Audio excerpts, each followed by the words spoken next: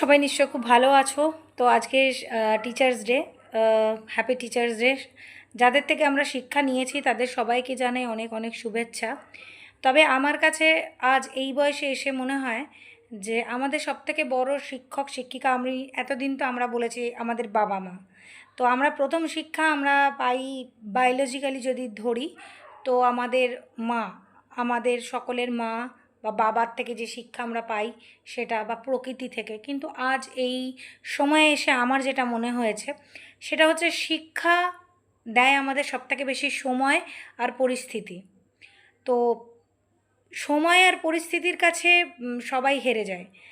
আহ, তারা যেভাবে আমাদের শিক্ষা দিয়ে যায়। তো আমি সবথেকে বেশি আমার প্রধান শিক্ষক শিক্ষিকা হিসেবে সময় এবং পরিস্থিতিকে ধরে নিয়েছি, তার থেকে বেশি শিক্ষা আমি কারোর থেকে পাইনি। তো সময়কে জানাই আর পরিস্থিতিকে জানাই অনেক অনেক শুভেচ্ছা, ভালোবাসা। Happy teachers day.